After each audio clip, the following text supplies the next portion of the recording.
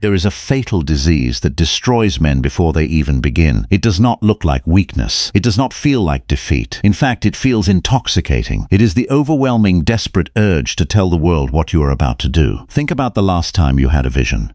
Project, a business, a transformation of your body, a complete reconstruction of your character. What was your first impulse? For 99% of men, the very first instinct is not to pick up the hammer, not to begin the work in the dead of the night, but to find someone, anyone, and speak it into existence. You tell your friend over coffee. You post an ambiguous quote on social media. You declare your intentions to people who have never built anything of their own. And for a brief, fleeting moment, your brain rewards you. The person nods. They say, "That sounds incredible, brother." They smile. They give you the validation of a conqueror before you have even stepped foot onto the battlefield. What you do not realize is that in that exact second, you committed psychological suicide. You traded real, tangible victory for a cheap synthetic hit of dopamine. You traded the heavy, silent weight of execution for the hollow applause of observers who do not care whether you live or die. Ancient Stoic philosophy and modern neurobiology point to the exact same brutal truth. When you announce your plans, your mind tricks itself into believing the work is already done. The hunger dies, the edge dulls. The quiet fire that was supposed to keep you awake when the world was sleeping evaporates into thin air. Epictetus, born a slave in the Roman Empire, walked through chains and suffering to understand than any modern psychologist. He gave the world one brutal command. Never say of anything, "I have lost it," but only, "I have returned it." And never explain your philosophy, embody it. Today, we tear down the illusion of talking. We dissect the hidden psychology of why your words are making you weak, why your circle is secretly praying for your stagnation, and how the ancient masters of war and philosophy used silence as their deadliest weapon. If you are watching this simply for casual entertainment, click away right now. But if you are ready to dismantle your need for validation, sit down, eliminate all distractions, and listen until the very end. The shift begins now. Let us strip away the poetry and look directly at the cold, ruthless mechanics of your brain. Whenever you set an ambitious goal, whether it is earning financial sovereignty, building an unbreakable physique, or mastering your impulses, your nervous system experiences a state of tension. This tension is pure gold. In biological terms, it is friction. In psychological terms, it is hunger. This internal tension is what drags you out of bed at 5 in the morning. It is what forces you to sit in front of the screen or under the barbell when your muscles are screaming and your mind is begging for comfort. It is the fuel of greatness. Now observe what happens when you speak about that goal. The human brain, for all its evolutionary genius, possesses a critical design flaw. It struggles to distinguish between vivid social reality and actual physical accomplishment. When you sit across from someone and vividly describe the empire you are going to build, their reaction, the look of admiration in their eyes, the verbal encouragement triggers a massive surge of dopamine inside your reward pathways. You feel satisfied. You feel capable. You feel like a man who has accomplished something profound. Except you haven't touched a single brick. You have depleted the chemical fuel that was meant to drive your execution. By the time you actually sit down to do the grinding, unglamorous, monotonous labor, the excitement is gone. The work feels heavy, boring, and repulsive. You wonder why you lost motivation. You didn't lose motivation. You gave it away for free to an audience that cost you your future. Marcus Aurelius, ruler of the largest empire the Western world had ever seen, understood this biological hazard intimately. Every single day, he was surrounded by thousands of sycophants, senators and generals desperate to hear his declarations. They wanted him to announce his grand reforms, to hold court, to bask in imperial vanity. Instead, in the privacy of his military tent along the frozen Danube River under the dim light of an oil lamp, he wrote in his personal journal, "Waste no more time arguing about what a good man should be one." Notice the stark economy of his words. He did not write essays to convince Rome of his virtue. He wrote commands to himself to kill his own vanity. He knew that virtue spoken aloud is virtue contaminated. Power that needs to be declared is power that is already slipping through your fingers. Ask yourself right now, how many projects have you abandoned the moment everyone knew you were working on them? How many habits died within 14 days of you posting about them online? The answer is not bad luck. The answer is your own open mouth. There is a darker, more uncomfortable reason you must keep your intentions locked behind closed doors. This truth will burn if you have placed your trust in the wrong people. Human beings operate on hidden social hierarchies. When you are in a peer group, whether you realize it or not, an unspoken equilibrium exists. You have an assigned role. You are the funny friend, the broke friend, the reliable companion who never changes, the man who stays at the exact same level as everyone else. This equilibrium gives people comfort. It tells them, we are all in the same boat. None of us are pulling ahead. Therefore, I do not need to feel guilty about my own mediocrity. The second you open your mouth and announce that you are leaving that level, that you are quitting alcohol, launching an enterprise, mastering your discipline, reading philosophy, or transforming your life, you shatter their psychological safety. You think they will be happy for you. You expect them to cheer. Instead, you have just held up a mirror to their own inadequacy. They will not attack you openly. Open hostility is too easy to spot, and most people are too cowardly for direct confrontation. Instead, their resistance comes disguised as concern. Listen carefully to the phrases they use. Are you sure you're ready for that? Don't you think you're working too hard? You need to enjoy life. People change when they get money. Don't lose yourself. Be realistic. Most people who try that fail. This is not advice. This is sabotage dressed as affection. It is the desperate attempt of comfortable people trying to pull you back into the warm, decaying mud of average existence. When you speak your plans, you give the people around you a timeline. You give them a target. You give them the exact coordinates of your vulnerabilities. They know where to look.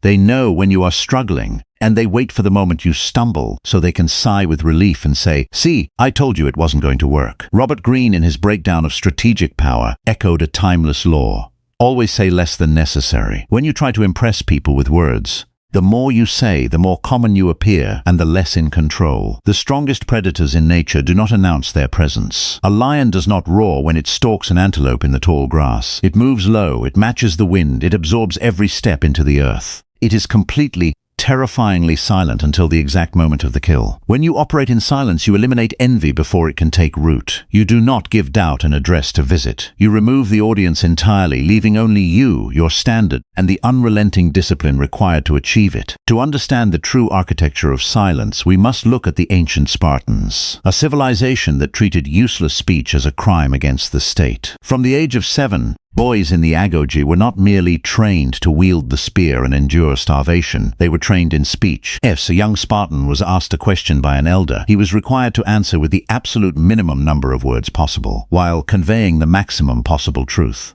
If he rambled, if he embellished, if he spoke to draw attention to himself, he was physically beaten. From this brutal culture came the word we still use today, laconic, derived from Laconia, the Spartan homeland. When King Philip of Macedon conquered northern Greece and approached the borders of Sparta, he sent a massive threatening message to the Spartan magistrates. "If I bring my army into your land, I will destroy your farms, slay your people, and raze your city to the ground." The Spartans did not write a manifesto. They did not mobilize a public relations campaign. They did not shout insults from their city walls. They sent back a single piece of parchment with one word written upon it, "If." That single word carried more terrifying psychological weight than 10,000 shouting soldiers. It demonstrated absolute internal composure. It showed a civilization that refused to be provoked by noise, threats, or theatrics. Now compare that legendary masculine composure to the modern man. Today, a man cannot read a single book without photographing cover. He cannot step inside a gymnasium without recording his reflection. He cannot have a private conversation without turning it into a public broadcast. He has traded the stone-faced dignity of Sparta for the digital circus of dopamine-chasing clowns. Stoicism does not ask you to hide away from society or live in paranoia. It asks you to recognize that your energy is finite. Every word you speak is an expenditure of life force. When you leak that force into the wind, you are bleeding out your potential. Seneca, the great Roman statesman and Stoic philosopher, wrote in his Letters from a Stoic, "Silence is a lesson learned through life's many sorrows. The man who knows how to keep silent knows how to endure." When you endure in silence, your suffering transforms into armor. When you complain, it turns into rust. Far across the world from Rome, in feudal Japan, lived a man who never lost a duel to the death, Miyamoto Musashi. 61 mortal combats,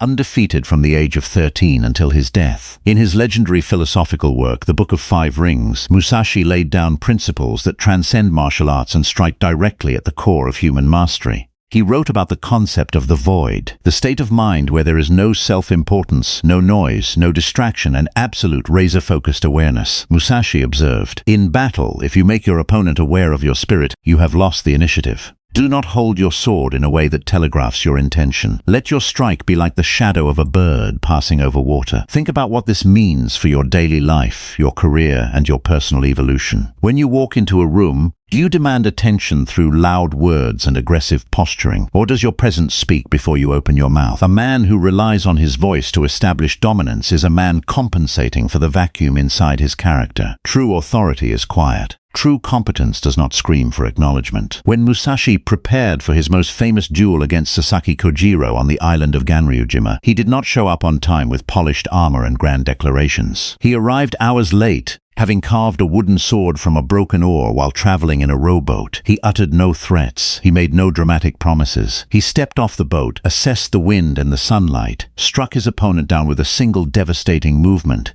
and walked back to his boat without lingering for the crowd's applause. This is the ultimate standard of execution. Stop telling people how hard you are working. Let your results arrive like a sudden thunderclap on a clear day. Let them look around confused, wondering how you transformed, how you acquired the skill, how you built the enterprise, how you mastered your mind. Let them guess. Their confusion is your shield. How do you transition from an open, vulnerable, noise-driven life to the disciplined fortress of silent execution? You must carve these 5 pillars of silent mastery directly into your daily routine. Pillar number 1, the fasting of the tongue. For the next 30 days, practice deliberate withholding. When you achieve a small win, finishing a difficult task, resisting a temptation, hitting a new personal record, tell nobody, not your closest friend, not your family, not the internet. Hold that victory inside your chest. Feel the warmth of it and then deliberately redirect that energy into the very next task. Make your wins your personal secret with destiny. Pillar number 2. Eliminate the need to be understood. The root of excessive talking is the childish desire for everyone to agree with your choices. Accept this fundamental Stoic reality. Most people will never understand your obsession. They will call you extreme, cold, distant, or strange. Do not waste a single syllable trying to justify your path. As Marcus Aurelius commanded, be satisfied with even the smallest progress and don't look at it as a matter of little consequence. Pillar number 3. The protocol of anonymous sacrifice. Do something difficult every single day that nobody will ever witness. Wake up in the dark and run in the rain. Clean your environment with absolute precision. Study the hardest subjects when everyone else is scrolling through mindless algorithms. When you build discipline in complete obscurity, you forge an internal self-respect that no human being can ever strip away from you. Pillar number 4, mask your strategy. Reveal only the result. In your business, your investments, and your career trajectory, operate with extreme operational security. Let your competitors hear nothing but the wind. While they are busy debating strategies on social platforms, you are quietly securing market share, refining your craft, and eliminating your weaknesses. Move like an iceberg.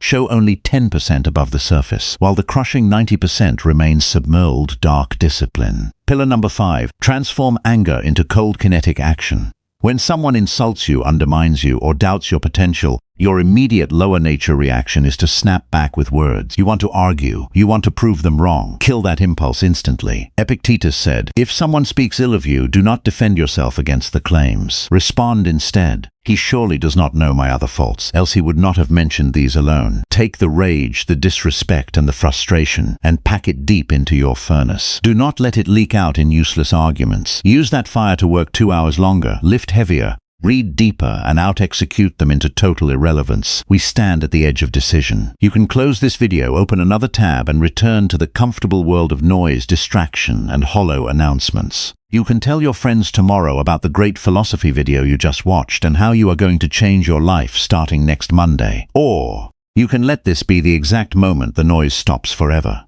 From this second forward, your words are expensive. Your secrets are locked. Your energy is preserved. Your execution is absolute. You do not owe this world an explanation. You do not owe your peers a status update. You owe yourself the realization of the highest, strongest, most disciplined version of your character. Build in the shadows, sweat in the silence, endure without complaint. Let them mock your quietness. Let them think you have fallen behind. Let them assume you have given up. And then, let them wake up to the storm you built while they were sleeping. If this message resonated deep within your core, leave a single word in the comments below. Silence. Do not explain. Do not elaborate. Just the word. Subscribe to Stoic Vault. Turn on notifications and stand firm. The world is loud enough. Be the quiet force that shapes it. Move in total darkness.